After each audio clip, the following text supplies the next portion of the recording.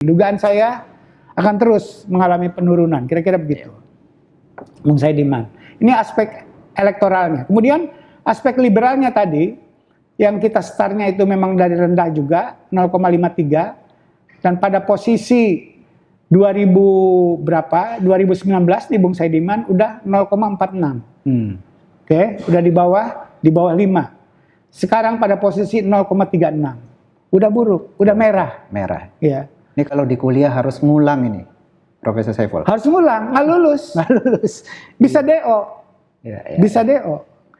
Ya, jadi kalau melihat ini berdasarkan penilaian dari para ahli gitu ya. Nah ini yang nanti saya akan jelaskan bedanya survei yang biasa kita lakukan, minta masyarakat umum untuk menilai dengan ini. Ya. Kalau ini ditanyakan pada orang yang dianggap ahli tentang kondisi politik di Indonesia. Tanyanya para profesor, tanyanya sama pengamat, tanyanya sama para politisi senior dan seterusnya kayak begitu ditanyanya. Oke, bukan pada masyarakat biasa. Nah, kesimpulannya adalah temuan Fidem ini adalah demokrasi di Indonesia itu sedang mengalami kemunduran atau yang disebut oleh Fidem ini di Indonesia sedang terjadi otokratisasi gitu ya. Pengotoritarianan gitu ya yang terjadi di Indonesia atau proses menjadi negara otoriter sedang berlangsung atau Anda menyebut tadi sebagai kompetitif otoritarianisme. Ya, kalau kita makhluk yang peduli dengan perkembangan demokrasi di Indonesia, inilah yang terjadi akhir-akhir ini ya, bahwa negara ini menuju otokratisasi, menuju negara yang otoritarian. Pertanyaannya adalah apakah kemudian kecenderungan itu bisa dibalikin ke arah demokratisasi pada era pemerintahan Prabowo Subianto. Saya terus terang ya merasa pesimistis karena Prabowo adalah anak kandung dari Orde Baru. Kendati demikian, ya saya selalu berharap sebagai warga negara yang baik, mudah-mudahan Prabowo Subianto tidak seperti mertuanya Soeharto dan tentu saja tidak seperti koleganya atau teman akrabnya saat ini, yaitu Joko Widodo.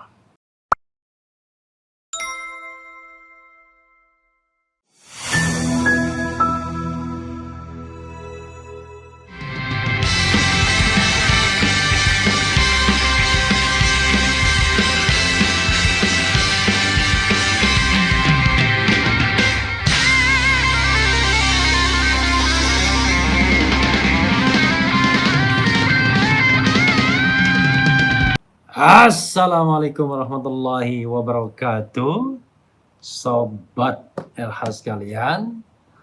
Jumpa lagi kita di channel yang keren ini. Keren, cadas. Ya, sahabat LH sekalian, saya baru saja mendarat di luar kota ya. Tetapi insya Allah baliknya juga besok. Dan saya melihat ini ada hal yang menarik yang terkait dengan temuan dari Saiful Mujani Research and Consulting. Kenapa kita perlu pembanding survei agar tidak semua survei itu survei yang dibayar tentunya ya. Kita ingin survei yang lebih kredibel dan survei tersebut adalah survei yang dilakukan oleh oleh Saiful Mujani Research and Consulting. Oke, by the way, di mana saya live ini ya? Mungkin di channel satunya ya, tidak karena saya punya 4 channel ya yang saya aktifkan. Ya, sahabat sekalian, coba kita lihat ini ya. Pastinya menarik untuk melihat bagaimana temuan dari Saiful Mujani Research and Consulting. Oh ya, ini ya. 10 tahun Jokowi langgar konstitusi. Coba kita lihat ya. Sayangnya rupanya ada sedikit.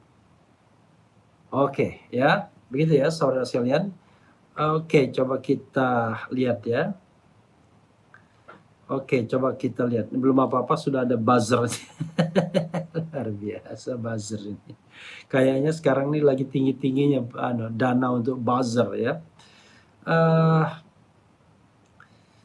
Ini ada seorang teman bilang sedih dan pilu lihat makhluk-makhluk pengisi kabinet katanya. Tapi ya seorang teman mengatakan demikian. Lah itulah orang yang terbaik menurut versinya Prabowo dan Mulyono kan, versi Prabowo dan versi Mulyono ya, versi Jokowi. Karena kelihatan yang membangun kabinet itu dua orang itu kelihatannya. Makanya tidak heran ada 17 menteri yang kemudian masih dipakai di era Prabowo.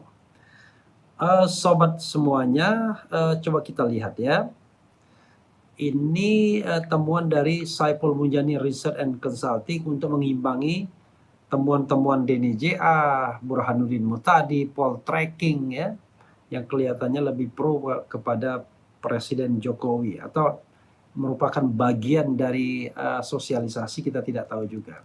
Siaran pers Saiful Mujani Research and Consulting SMRC 10 tahun Jokowi 52% publik nilai pemerintah sering melanggar konstitusi, 50% takut bicara politik. Bayangkan setelah era reformasi orang takut bicara politik. Jakarta 16 Oktober 2024, 10 tahun pemerintahan Joko Widodo 2014-2024, 52% warga nilai pemerintah sering melanggar konstitusi atau perundang-undangan, dan 51% merasa semakin banyak warga yang takut bicara politik. Itu fakta yang didapatkannya ya. Oke, kita besarkan maksimal suaranya biar tidak ya. Oke.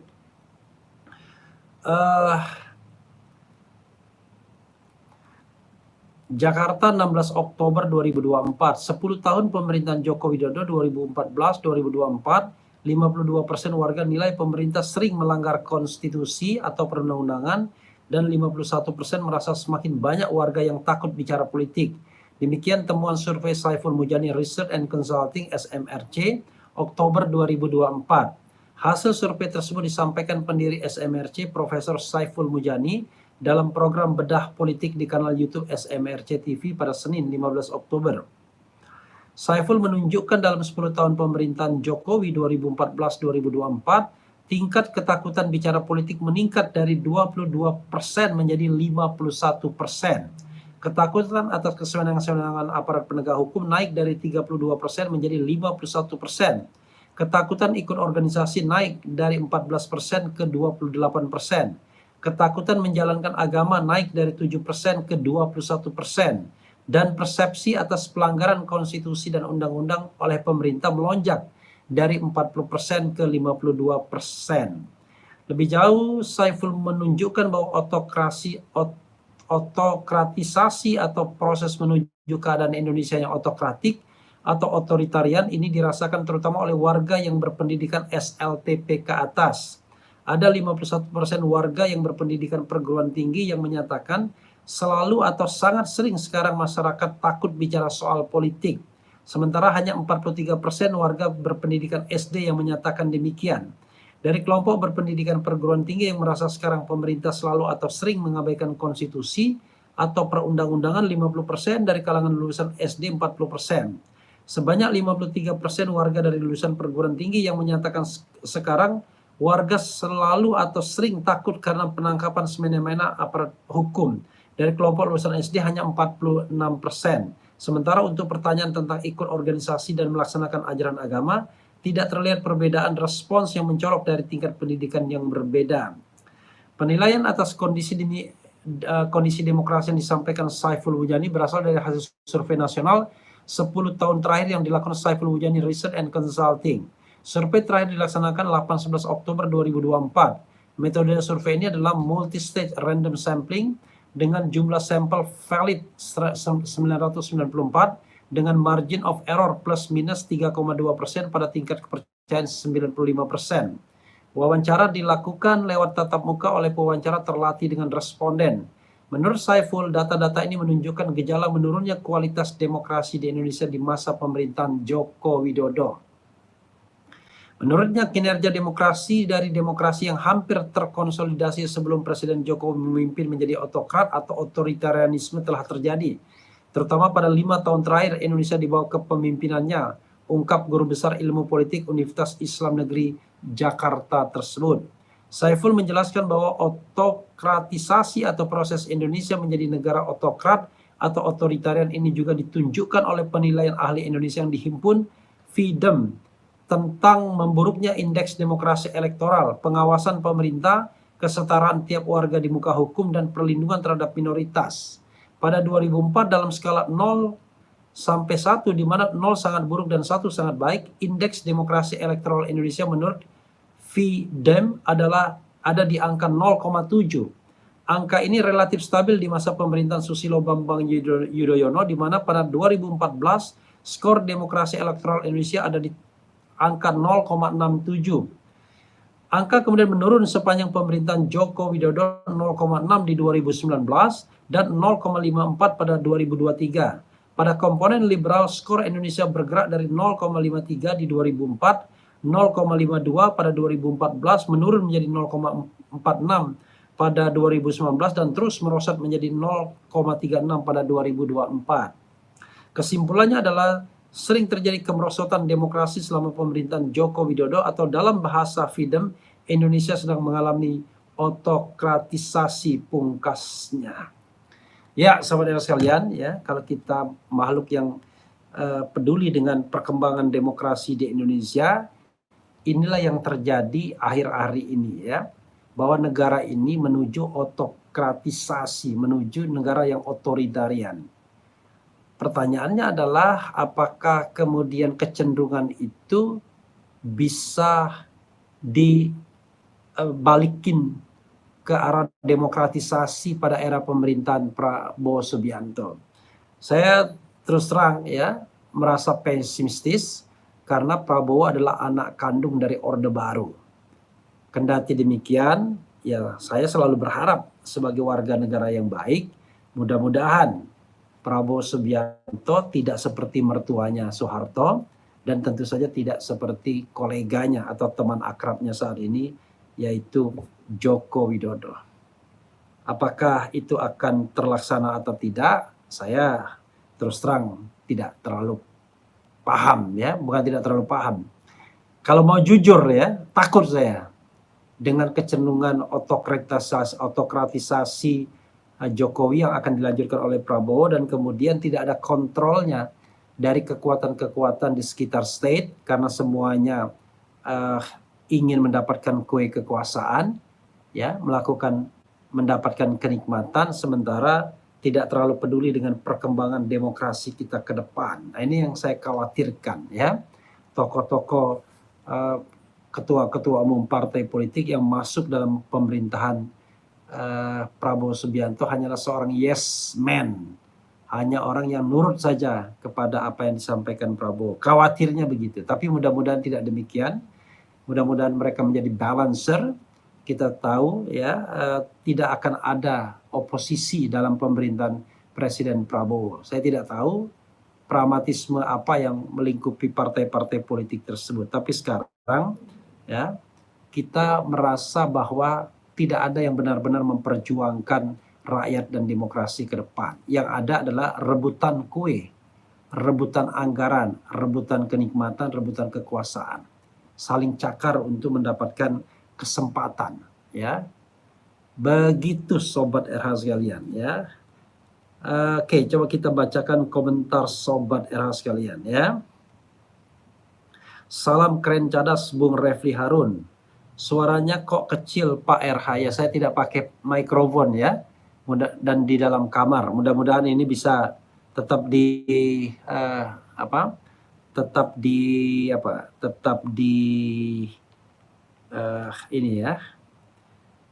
tetap jelas, ya.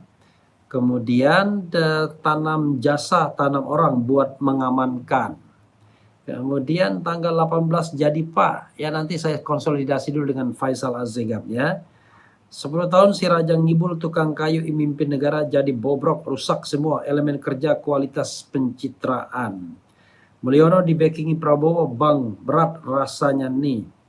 Suaranya mana Bang Era, kecil banget. Lagi masak nggak denger dah. Ya, jangan masak dulu dah. Saya di luar kota dan tidak pakai mikrofon, ya, cuman pakai handphone doang.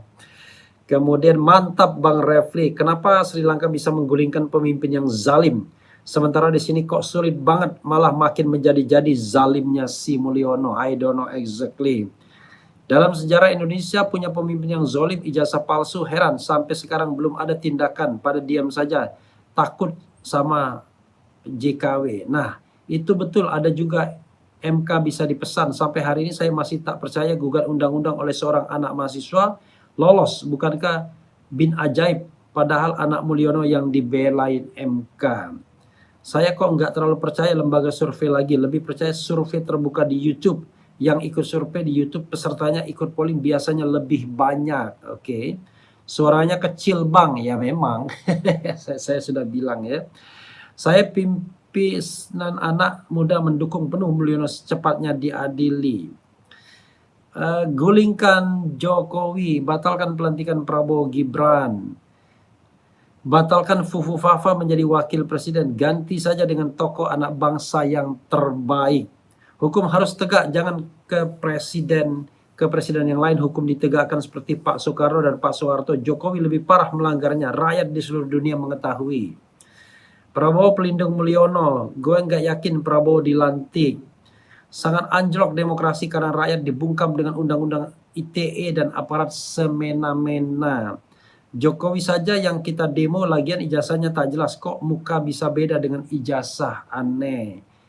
Kemudian suaranya kecil bung, ya itulah ya. Oke, saudara sekalian, saya sampai di situ saja ya untuk melihat ini, dan memang nanti saya pakai mikrofon ya. Ini HP saya satunya, nanti kita pakai mikrofon biar besar suaranya. Itu saja saudara sekalian ya, mudah-mudahan bermanfaat apa yang disampaikan ini. Tetap semangat. Wassalamualaikum warahmatullahi wabarakatuh. Keren cadas.